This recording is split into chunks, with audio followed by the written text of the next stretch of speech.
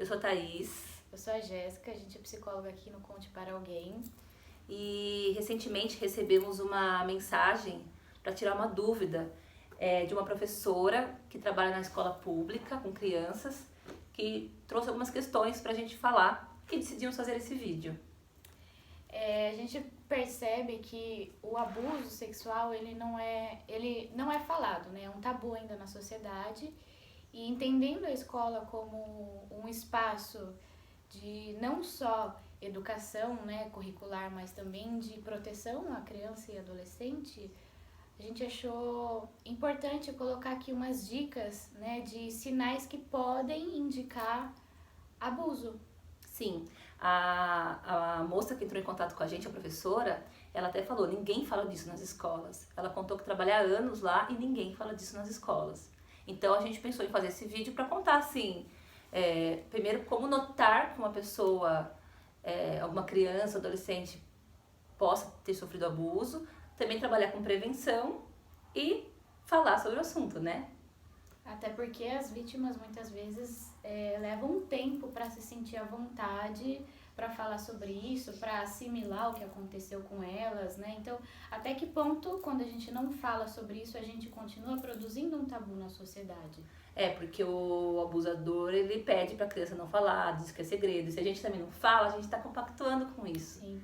A criança e o adolescente também, ele foi pedido para ele o segredo.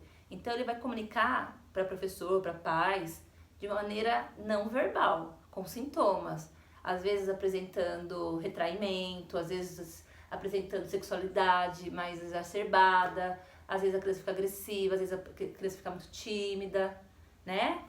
E aí os professores precisam ficar atentos aos sinais, que não necessariamente será de abuso, mas que é indicativo de que algo não vai bem. É muito importante reforçar isso, que os sinais, eles podem indicar uma possibilidade de abuso. Não significa que se tiver alguma dessas mudanças de comportamento ou de outras coisas que a gente vai mencionar aqui, que signifique abuso, tá? É só para dar uma atenção especial para aquela pessoa, para aquela criança, aquele adolescente ou até aquele adulto que teve essa mudança comportamental tão drástica, tão repentina. E acho que assim, né, a escola, a pergunta da professora é como os professores podem abordar sobre o tema, né, levar à reflexão, como que a direção pode lidar com os pais, com essa orientação, informação, ou então se realmente vê uma criança que sofreu algum abuso na escola, como fazer, né? Muitas escolas tapam os olhos, porque não quer perder aluno, porque não sabe, porque mexe com coisas da gente também, né?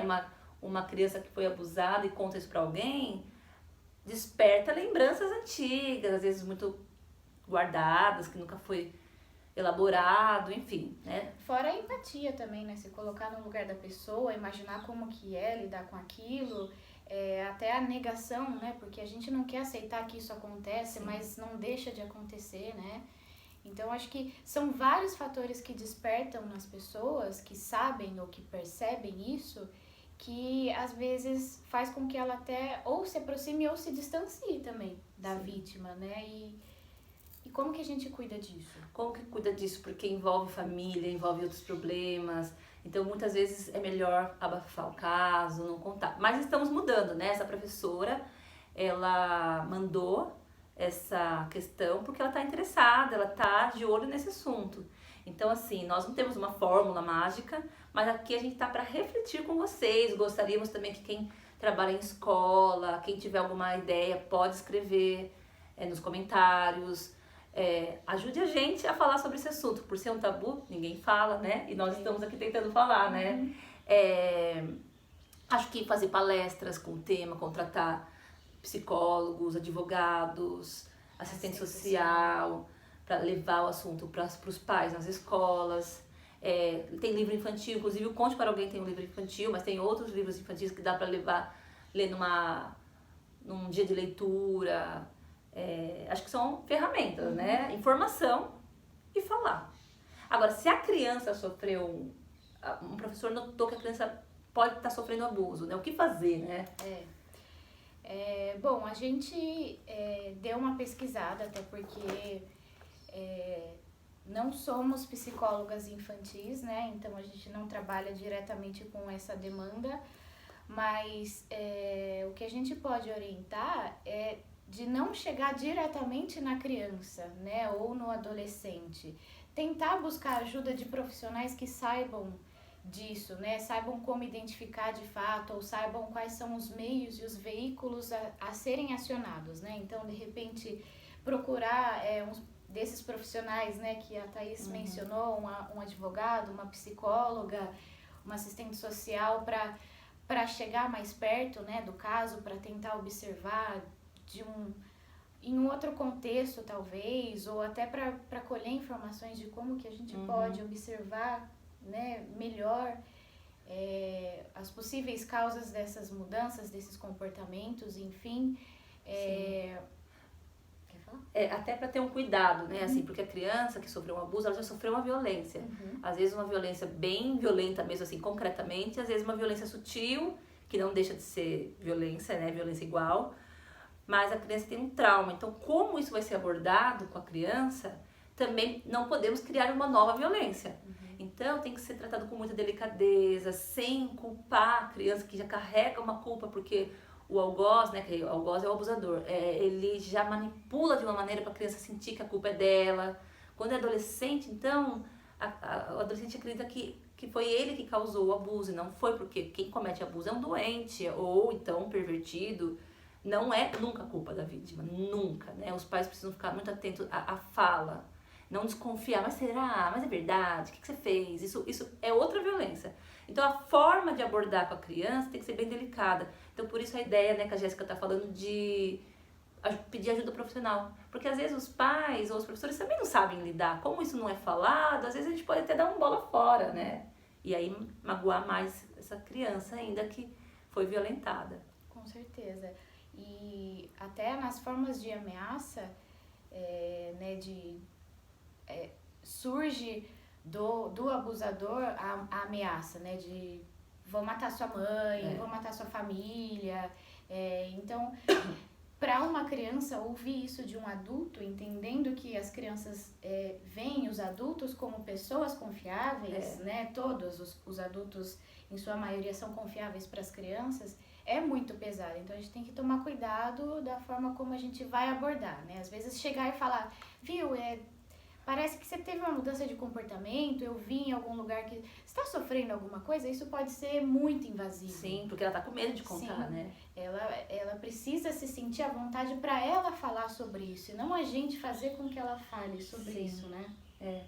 Então assim, a gente tá aqui falando de uma maneira rápida, até para o vídeo não ficar muito extenso, mas é isso que a Jéssica falou, é importante demais, porque a criança vê o adulto como um ser que dá amor, então ela é traída pelo adulto, que ela confiou na inocência dela, e ela é traída, então a criança fica também desconfiada, né? E se eu conto pra alguém e ninguém acredita em mim? Então acho que tem que falar sobre esse assunto, a gente tem que falar, conte para alguém, né? É o nome do nosso projeto, temos que falar, e a professora falou, ninguém fala disso nas escolas.